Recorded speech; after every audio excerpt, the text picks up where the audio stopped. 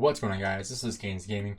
Today we are talking about the 3 best pairings in Rise of Kingdoms. If you are just starting the game and you want to save for the absolute best pairings in the game for Season of Conquest, or maybe you are just entering Season of Conquest and you want to know what commanders are going to be the best in Season of Conquest, this is the right video for you. So what I want to talk about here is the 3 best pairings in the game in my opinion. And I am going to give you a pairing in cavalry, infantry, and archers. So we're going to give you one of each, but I am also going to give you some other alternatives available for Season of Conquest and different pairings that you can run. But that does not change the fact that I think that there are 3 pairings in the game that are the best options available. So first of all, we want to talk about the different commanders and how they are releasing commanders in the game. Because even though this could be true right now, as of November 2023, this could be completely different in 6 months from now, or even a year from now, it could be completely different. So this is the most recent, up-to-date guide on the best pairings in the game. And this is just for 3 marches. If you are running more than 3 marches, you're going to need more depth than what we have here in this video. But this is just explaining the 3 best options available. So let's start with cavalry, which I think is the best troop type in the game right now for open field specifically. And that's one thing I want to bring up as well, is that this is specifically for open field. This is not for rallies. This is not for garrisons, not for swarming. This is just for plain old open field fighting. So first of all, the best cavalry commander in the game, without a doubt, is Nevsky. And Nevsky, I don't think he'll be replaced anytime soon, especially since we just got the new cavalry in the game recently. Hukabing was the new open field cavalry commander, and he, even though he is very, very solid, very, very good commander, I don't think he is anywhere near as good as Nevsky is. Nevsky is just out of this world in how good he is in the open field. So when it comes to using Nevsky, you have a lot of different options. Nevsky is a very versatile commander where you can put just about anything behind him and he will trade very, very well. And one thing to also take note of is that this could be different. This entire guide could be different depending on what KVK mode you are in.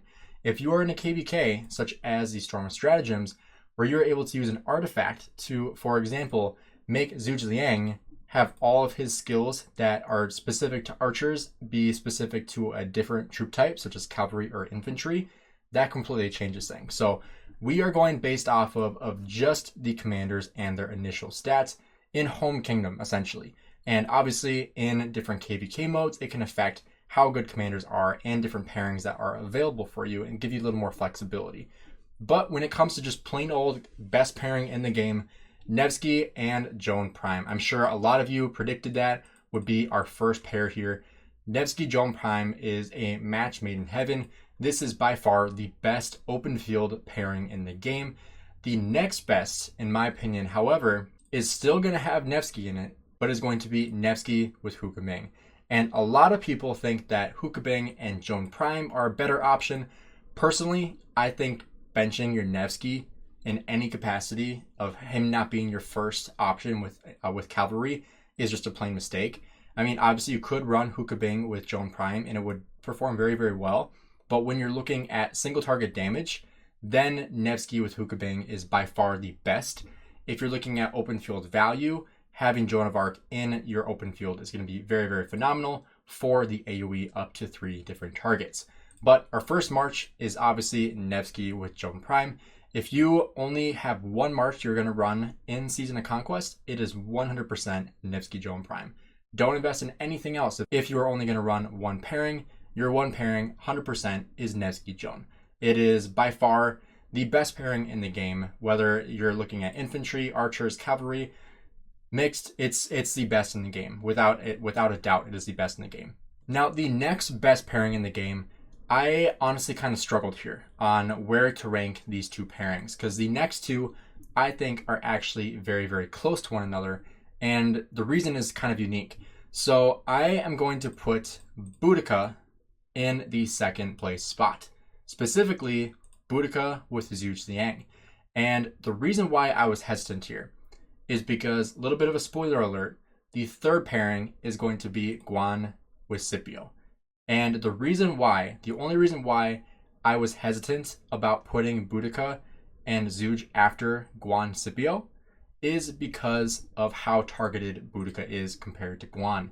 And, it is just night and day how much more targeted Boudica is. If you have a Boudica in the field, you are 100% going to be one of the first targets to be hit. Not only because she is such a threat, not only because she typically has a huge AoE commander behind her, such as Zhuge or YSG, but because she is squishier and easier to kill. And, especially if people are running Nevsky with Joan, which, like I said, everybody should be running this March. Nevsky Joan just annihilates Boudica, just annihilates her. And so that is why I was hesitant, but I still think that Boudica Zhuge is the second best pairing in the game. And the main reason why is because of the utility that Zhuge brings to the field, having just insane amount of damage factor in an AoE target of 5 enemies, even bigger than YSG's skill factor, and also the health bonus that he gives with Boudica needing that extra health, also adding in the extra skill damage, archer attack, and the extra damage factor is very, very helpful. So I think that Boudica Zhuge, yes, it is very, very targeted in the open field. However, I do think it is still the second best March in the game. Now, the last March that I talked about, Guan Yu with Scipio.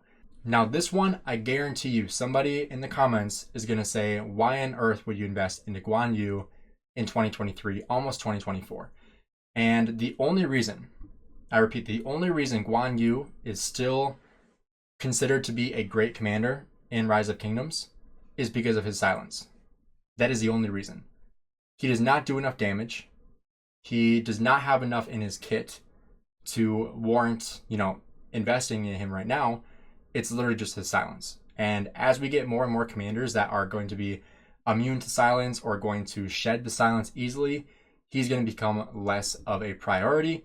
And so a way to go around losing your investment in Guan Yu is then looking at commanders such as Lu Che and such as Sargon. So if we go into infantry, Sargon would be your safest bet.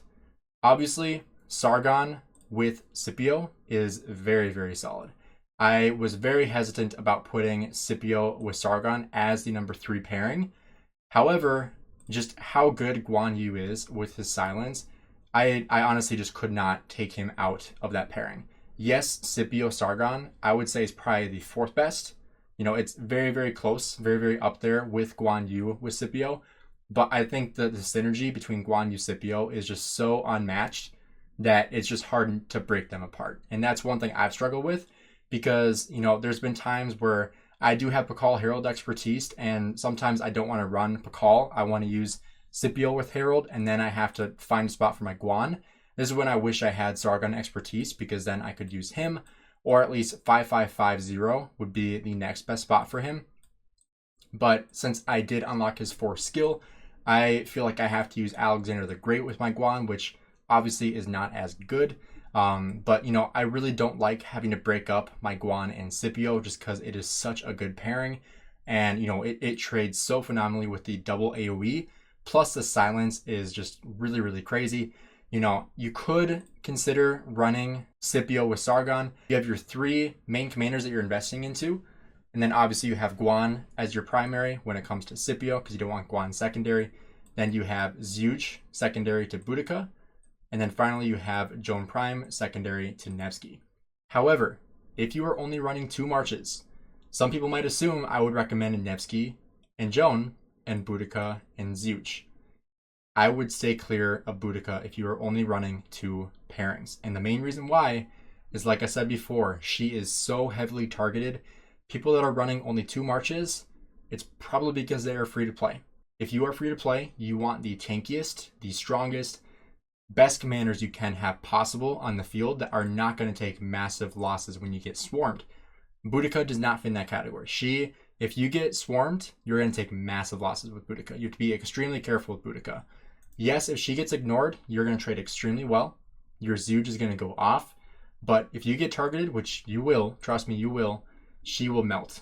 She will melt so fast. You will have such bad trades. My Boudica does not trade very well, even though I have pretty decent gear on her. I have really great armaments on her. She's expertise. She has Zhuge. Still doesn't trade great. My Nevsky trades 10 times better than Boudica. My Guan Scipio trades better than Boudica. It's kind of sad because You'd think that her being like the second best commander of the game, that she would trade so much better, but she has to be left alone for that to happen. So in conclusion here, if you're running 3 marches, Nevsky with Joan, Boudica with Zhuge, Guan with Scipio, or Scipio and Sargon. You can kind of flip between the two of those. However, if you're only running 2 marches, that's when it changes. When you're going to run Nevsky with Joan, and then you're either going to run Guan with Scipio or Scipio with Sargon. So that would be my recommendation. Let me know what you guys think in the comments below. Curious to see what you guys think about these pairings and what you think are the best pairings in the game, and what your 3 pairings would be if you were to choose out of any of the commanders. I know some people like specializing all infantry, all cavs, all archers. I wanted to give, one of each, because I think there is a lot of benefit of not specializing in one unit. I think it makes more sense not to do that. So this is what I think. Let me know what you guys think in the comments below. Thanks for checking out the video.